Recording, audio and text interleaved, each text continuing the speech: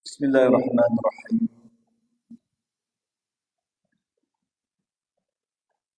Alhamdulillahilladzi nahmaduhu wa nasta'inuhu wa nastaghfiruh. Wa na'udzu billahi min shururi anfusina wa min sayyiati a'malina. May yahdihillahu fala mudilla lahu wa may yudlil fala hadiya lahu. Wassalatu wassalamu ala asyrafil anbiya'i wal mursalin wa ala alihi wa sahbihi ajma'in. سبحانك لا علم لنا إلا ما علمتنا إنك أنت العليم الحكيم رب اشرح لي صدري ويسر لي أمري واحلل عقدة من لساني يفقهوا قولي. السلام عليكم ورحمة الله وبركاته. Yang saya hormati Tuan-Tuan Imam, Tuan-Tuan Bilal, ahli dan kuasa surau, tuan-tuan para jemaah yang dirahmati lagi dikasihi Allah Subhanahu wa taala sekalian.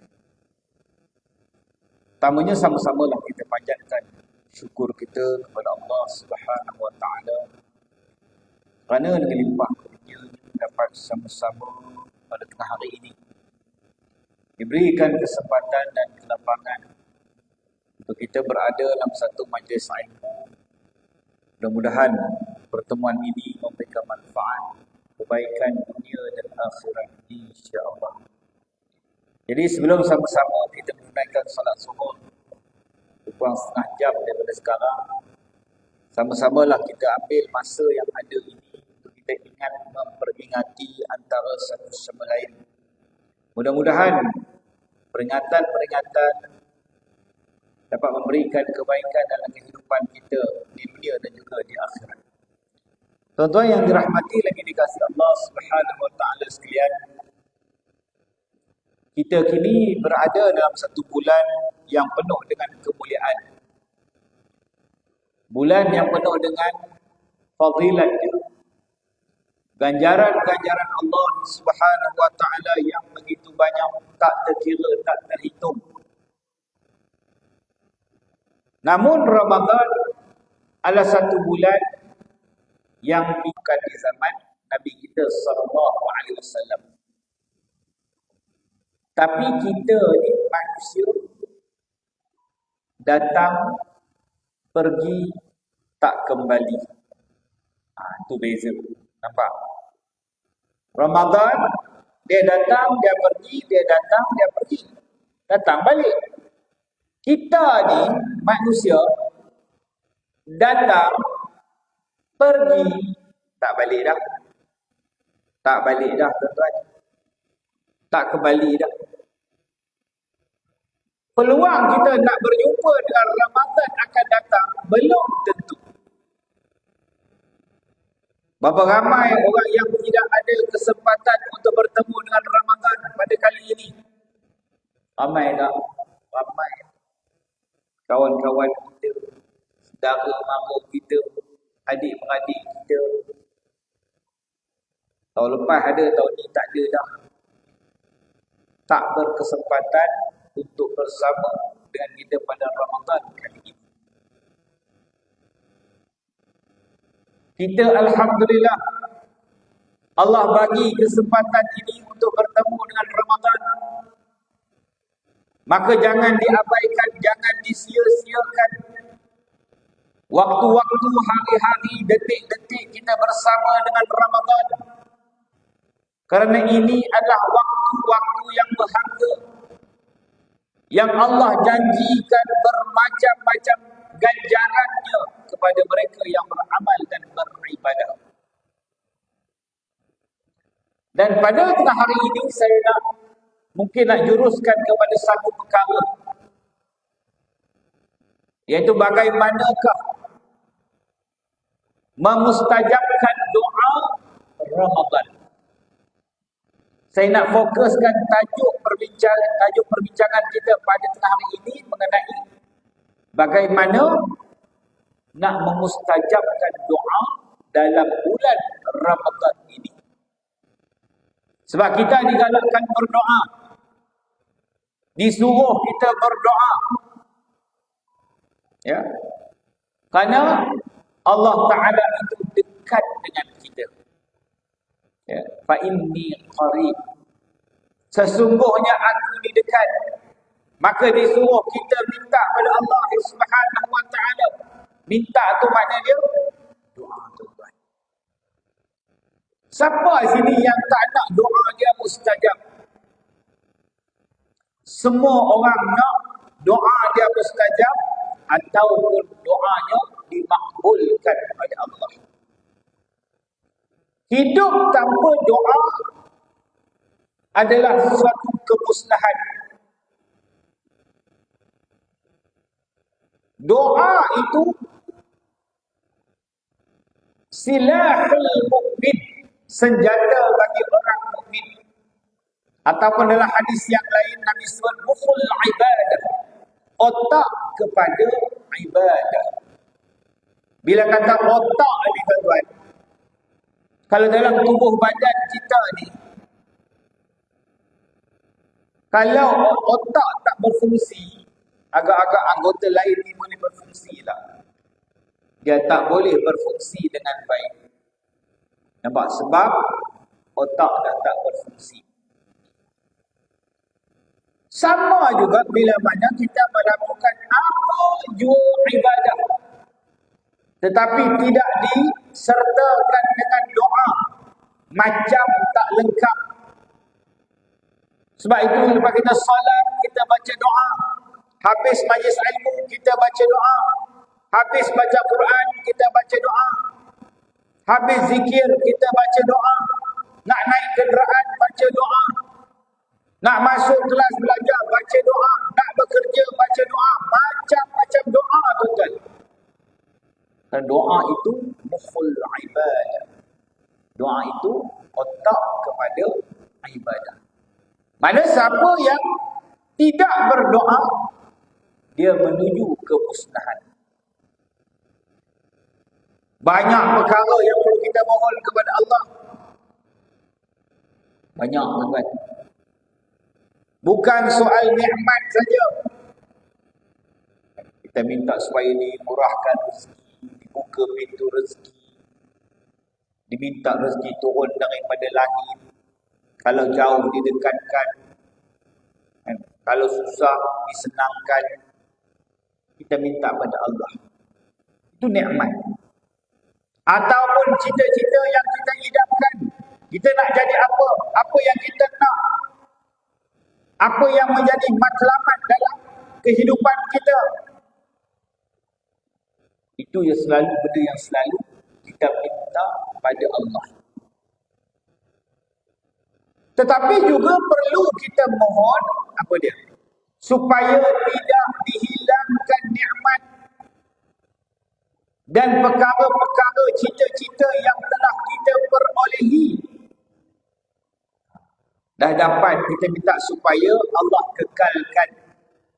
Kalau kita selama ni telah dimurahkan rezeki, kita minta supaya Allah kekalkan rezeki kita itu. Kalau hari ini kita menjadi manusia yang hebat, gaji besar, ada pangkat, ada kedudukan, kebahagiaan, keseronokan dan seumpamanya, kita minta pada Allah supaya dikekalkan apa yang telah kita perolehi. Nampak? Itu juga penting. Ramai orang lupa. Dia minta itu, minta ini, tapi tak kekal benda itu. Nampak? Jadi manusia ni, tuan-tuan, manusia ini kita memerlukan Tuhan dalam hidupnya. Ya. Kita sentiasa bergantung kepada Allah Subhanahu Wa Ta'ala yang menentukan segala-galanya dalam kehidupan kita. Semuanya, apa saja yang berlaku dalam hidup ini, kita bergantung kepada Allah. Senang susah kita, sakit sihat kita, bahagia derita kita, semuanya ketentuan daripada Allah Subhanahu Wa Ta'ala. Kita tak ada kuasa. Tak ada kuasa, tuan-tuan. Jangan rasa kita ni hebat kerana diri kita. Ada manusia-manusia yang sombong. Dia rasa dia hebat kerana diri dia, kerana dia rajin bekerja. Aku kaya ni kerana aku rajin kerja. Aku menjadi orang yang berjaya hari ini kerana aku rajin berusaha. Aku mewah, hidup senang, berpangkat dan sebagainya kerana aku bijak. Ini kata-kata manusia yang sombong. Dia lupa segalanya itu berlaku biiznillah, dengan izin Allah. Daripada sakit kita jadi sihat dengan izin Allah. Daripada sihat kepada sakit pun juga dengan ketentuan Allah. Daripada miskin jadi kaya dengan izin Allah. Daripada menderita kepada bahagia dengan izin Allah. Semua dengan izin Allah Subhanahu wa ta'ala. Berapa ramai manusia-manusia yang merasakan diri dia hebat, tetapi akhirnya tewas, tunduk, kalah, tuan-tuan, tumbang. Sebab dia rasa semua kehebatan itu daripada diri dia. Walaupun dia dikelilingi dengan peralatan yang secanggih mana sekalipun, hebat macam mana pun tetap akan binasa. Kerana siapa yang menguasai alam ini, tuan-tuan? Siapa? Kalau Allah nak hapuskan petik macam tu ya, sedetik saja Allah boleh musnahkan bumi ini, tuan-tuan. Allah Ta'ala boleh datangkan ujian-ujian yang tak boleh nak kita gambarkan. Tuan-tuan bayangkan 2020-2021 bila COVID-19 serang kita, tuan-tuan. Siapa nak sangka? Tak pernah ada kuman ni datang dalam hidup manusia akhir zaman hari ini, serang habis jutaan manusia mati. Lintang pukang kehidupan kita, tuan-tuan. Allah datangkan kuman yang kita pun tak nampak. Habis satu dunia, jutaan manusia mati. Malaysia saja berapa puluh ribu, berapa ribu orang mati kerana COVID-19. Allah datangkan kuman yang kita tak nampak. Kelang kabut hidup kita, tuan-tuan. Nak datang surau pun tak boleh. Nak datang surau pun tak boleh. Tak boleh datang semayang, kena jarak-jarak. Kena pakai topeng, tak boleh demam, tak boleh ada persentuhan. Macam-macam lagi. Nampak? Allah uji kita. Supaya kita ni menjadi manusia yang sedar. Semuanya itu di bawah kekuasaan Allah. Bukan di bawah kekuasaan kita. Jangan kita ni belagak sombong kerana kehebatan yang kita miliki hari ini. Semuanya berlaku dengan izin Allah Subhanahu wa ta'ala. Tuan-tuan, semakin dekat manusia dengan Allah, semakin mustajab doanya. Terbalik kepada tajuk kita. Dan mustajabnya doa seseorang manusia itu sangat berkait rapat dengan kekhusyukan jiwa. Khusyuk jiwa seorang hamba itu berdoa. Maksudnya semakin dia memberikan tumpuan perhatiannya kepada kebesaran Allah Subhanahu wa ta'ala, semakin pantas doa dia itu dimustajabkan. Makin hebat tumpuan perasaannya, khusyuknya, fokusnya kepada kebesaran Allah, kehebatan Allah, kekuasaan Allah, makin cepat doa dia itu dimakbulkan oleh Allah. Tuan-tuan, sebenarnya nak doa ni bukan susah. Ya. Nak doa ni bukan susah. Senang tu. Angkat tangan. Doa. Apa tuan-tuan nak doa? Tuan-tuan nak minta apa? Apa yang menjadi hajat tuan-tuan? Tak susah pun. Tetapi yang susah ialah mencari jiwa yang khusyuk. Yang susahnya apa? Mencari jiwa yang khusyuk supaya doa kita tadi jadi mustajab, tuan-tuan. Ramai orang yang salah sangka dalam perkara ini. Mereka sangka bila sembahyang, bila berdoa di waktu-waktu tertentu, di tempat-tempat tertentu, dengan ungkapan-ungkapan tertentu, maka oh ni mustajab, ni mustajab ni. Tetapi mereka lupa soal khusyuk dalam berdoa itu sendiri. Betul, dalam kitab-kitab pun dinyatakan waktu-waktu yang mustajab doa, antaranya kalau tahunan. Kalau tahunan apa dia? Yaumul Arafah, pada hari Arafah. Kalau bulanan, Syahrul Ramadan, bulan Ramadan. Kalau mingguan, Yaumul Jumaah, hari Jumaat. Kalau harian bila? Waktu kita bangkit sahur tu, tuan-tuan. Kita buat qiyam tu. Waktu itu waktu yang mustajab doa. Dan waktu-waktu yang tertentulah, waktu sedang berkecamuknya peperangan, waktu hujan lebat, antara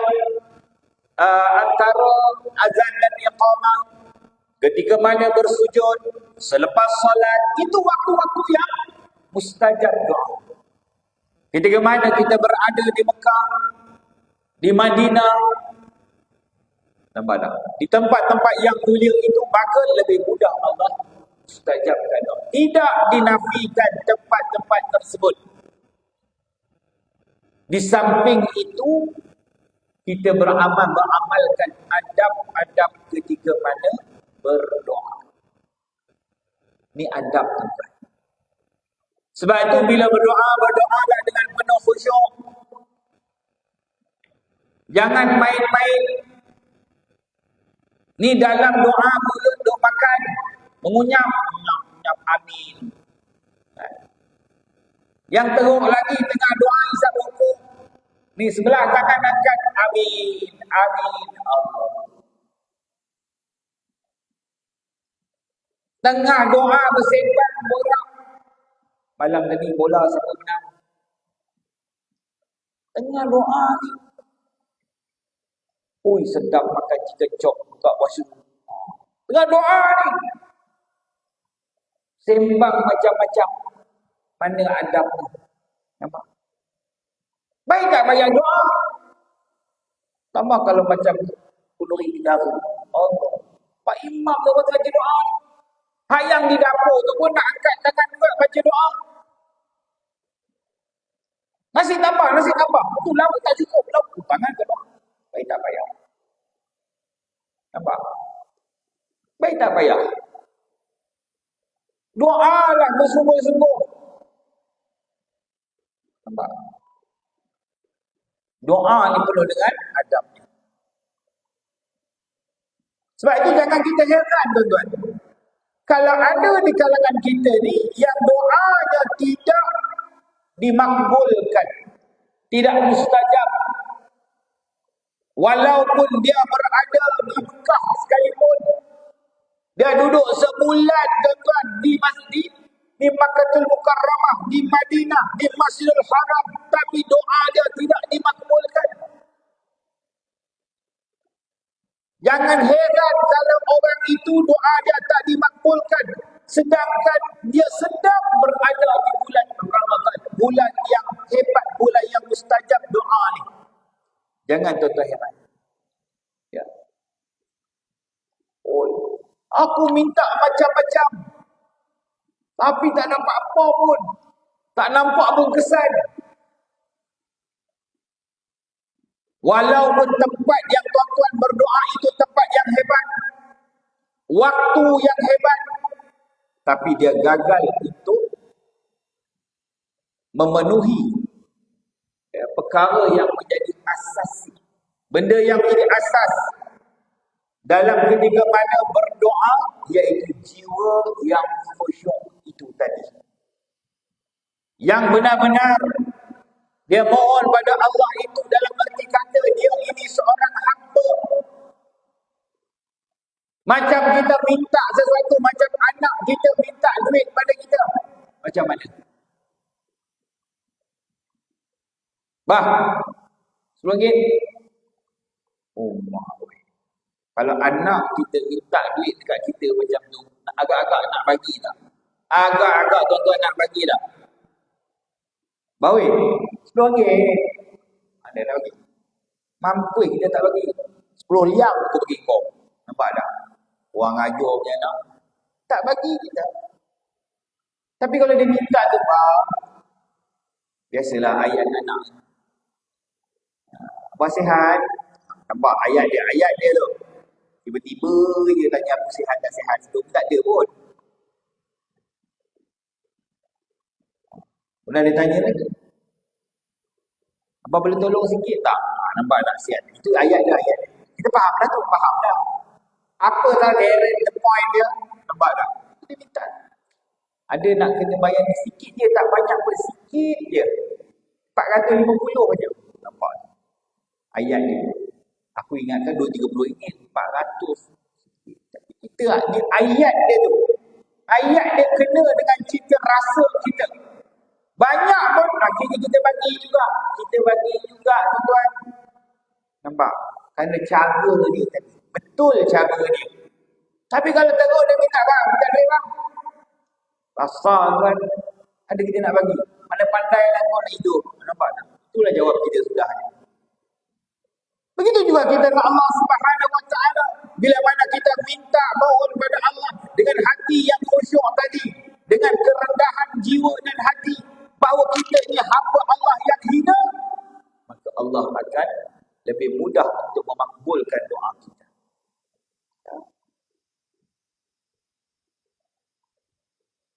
Dan setelah kita memahami hal itu, maka kita cuba memahami bahawa Allah menjanjikan untuk memustajabkan doa mereka yang berpuasa. Hazan.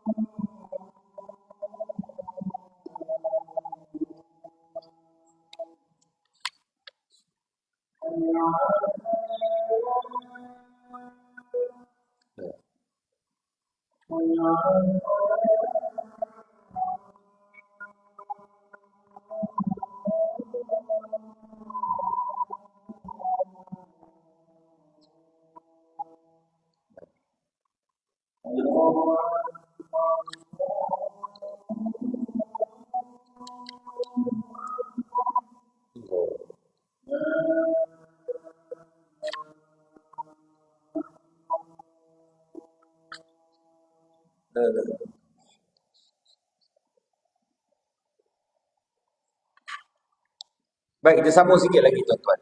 Ya. Jadi setelah kita memahami akan situasi tadi, maka cuba kita faham bahawa Allah menjanjikan untuk memustajabkan doa mereka yang berpuasa. Kerana berpuasa pada bulan Ramadan dapat membentuk jiwa yang khusyuk itu tadi. Sebab jiwa yang khusyuk itulah yang memudahkan lagi proses doa itu dimakbulkan oleh Allah Subhanahu wa taala. Jadi Ramadan adalah merupakan tempat masa yang terbaik untuk doa kita lebih mudah dimakbulkan oleh Allah Subhanahu wa taala. Ini janji Allah, tuan-tuan. Allah Taala sebut wa iza sa'alaka 'ibadi 'anni fa inni qarib. Dan apabila hamba-hambaku bertanya kepadamu mengenai aku, maka beritahu kepada mereka, sesungguhnya aku ini sentiasa hampir kepada mereka. Fa inni qarib. Aku di dekat sangat-sangat dengan kamu. Ujibu da'watad da'i idza da'an. Falyastajibu li wal yu'minu bi la'allahum yarshudun. Ya. Aku pernah perkenankan permohonan orang yang berdoa apabila dia berdoa kepadaku, maka hendaklah mereka menyahut seruan aku, iaitu dengan mematuhi perintahku, dan hendaklah mereka beriman kepadaku supaya mereka mendapat petunjuk. Allah sendiri suruh. Kalau kamu tanya Allah tu kat mana? Fa inni qarib. Allah tu dekat. Bila dekat senang tak? Senang. Tapi bila mereka yang jauh daripada Allah, senang ke dekat? Jadi susah. Sebab apa? Mereka menjauhkan diri mereka daripada Allah Subhanahu wa taala. Dan bagi mereka yang hendak mendekatkan diri dengan Allah Subhanahu wa taala, maka itulah jalan yang memudahkan lagi doa kita dimakbulkan oleh Allah Subhanahu wa taala. Tuan-tuan yang dirahmati Allah Subhanahu wa taala sekalian. Ya, siapa yang berpuasa dalam erti kata yang sebenar-benarnya, maka akan dapat merasai perbezaan jiwa. Lebih mendalam lagi jika dia menghayati puasanya pada hatinya, pada lidahnya, pada tingkah lakunya, maka akan mendatangkan lagi bertambah lagi khusyuknya jiwanya. Bertambah lagi lah rasa kasih dan sayangnya Allah kepadanya. Dan apabila dia berbuka puasa, dia telah menyempurnakan arahan Allah. Maka Nabi SAW pernah bersabda, tuan-tuan, ya, berdoa ketika berbuka. Kata Nabi SAW, sesungguhnya bagi orang berpuasa itu doa yang tidak ditolak ketika mana dia berbuka. Hadis ini riwayat Ibnu Majah, Al-Hakim dalam Al-Mustadrak Al-Baihaqi, dan dalam sanadnya pada sanad yang bertaraf hasan hadis. Sebab itu kita digalakkan, terutamanya sebelum mana nak berbuka puasa, berdoa, tuan-tuan. Kita sebelum buka puasa melalak dulu, meragu bersembang kat pahala, layan cerita Korea, layan internet, layan handphone, main game. Ni depan tu hidangan dah penuh dah, tunggu masa nak azan, nak ngap je. Oh, boleh main handphone, boleh layan Instagram, boleh layan Facebook, boleh gitu. Ya Allah. Tuan-tuan dah kehilangan waktu-waktu, masa-masa yang sangat berharga untuk berdoa. Rugi sangat-sangat. Alangkah baiknya sementara kita nak berbuka tu, kita bacakan beberapa ayat Al-Quran. Habis baca kita berdoa, tuan-tuan. Itulah waktu yang terbaik. Sekiranya kita melakukan doa dengan bersungguh-sungguh, Allah akan makbulkan doa kita, tuan-tuan. Tapi kita rugi, kan? Banyak orang sia-sia. Walaupun di masjid, walaupun di surau-surau, ramai orang buka puasa bagus, nak keberkatan di masjid, di surau. Tapi malangnya bila dah buka kat masjid pun, tak macam gaya buka dekat masjid. Angkat tangan, tak ada doa, tuan. Masya Allah. Tapi kita rugi. Kita duk main, kita duk layan handphone kita ada. Duk layan main game pun ada, tengah duk Instagram pun ada. Kalau di rumah layan TV, rugi tuan-tuan. Sedangkan waktu itu yang terbaik untuk kita berdoa. Baik, yang terakhir tuan-tuan, Al-Munawi menukilkan satu pendapat yang menyebut dikhususkan untuk umat ini mengenai doa dalam firman Allah dalam surah Al-Ghafir ayat 60, maksudnya berdoalah kepadaku nescaya aku mustajabkan untuk kamu. Itu asalnya untuk para nabi. Kemudian diberikan kepada umat ini apa yang diberikan kepada Nabi alaihi wassalatu wassalam. Namun urusan umat ini bercampur baur. Disebabkan nafsu menguasai jantung hati mereka, maka ia pun terhijablah. Maka puasa itu mencegah nafsu. Apabila seseorang meninggalkan syahwatnya, maka bersihlah jantung hatinya serta bersinarlah cahaya, maka dimustajabkan doa. Maka hadis ini dan yang seumpamanya hanya untuk sesiapa yang telah menunaikan hak puasa dengan sebenar-benarnya. Dia memelihara lidah, memelihara jiwa dan perbuatannya. Ini disebutkan dalam kitab Al-Munawi. Ya. Jadi asalnya doa ni ya, bila dia berkata Allah nak mustajabkan untuk kamu, ini untuk para nabi-nabi.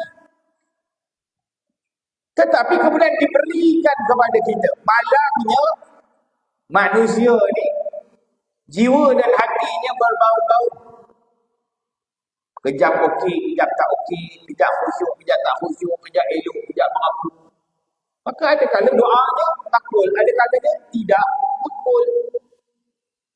Tetapi dengan adanya Ramadan ni, dengan ibadah puasa dan berbagai bentuk ibadah di bulan Ramadan ini, yang mana hati kita lebih khusyuk kepada Allah, maka proses ini memudahkan lagi untuk doa kita ini diterima oleh Allah Subhanahu wa taala. Ramadan menjadikan jiwa kita, hati kita lebih bersih tuan-tuan. Ya. Lebih tenang kita. Dan kebersihan jiwa inilah yang menjadikan doa kita ini lebih mustajab. Tak guna tuan-tuan, hati kita kotor. Jiwa kita penuh dengan dosa dan noda. Walaupun di bulan yang mulia ini, kita angkat tangan pada Allah, minta macam mana pun, ia jadi susah dan sukar. Kerana kita minta pada Allah dalam keadaan hati dan hati yang tidak khusyuk. Jiwa yang tidak tenang tuan-tuan.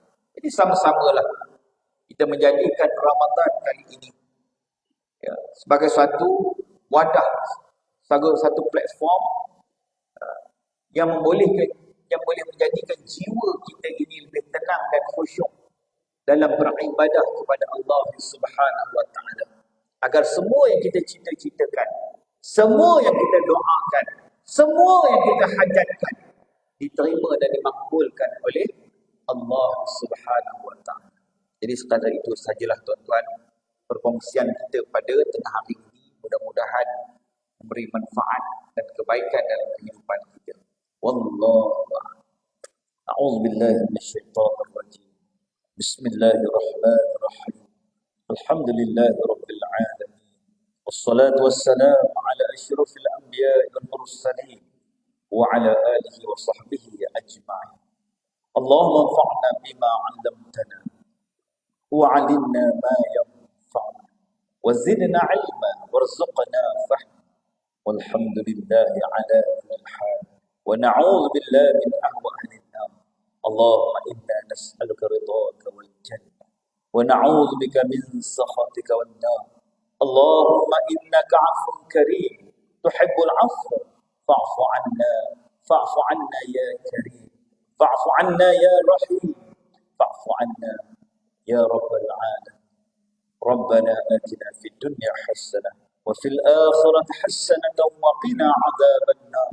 Sallallahu ala sayyidina Muhammad wa ala alihi wa sahbihi ajma'in. Walhamdulillahi rabbil alamin. Assalamualaikum.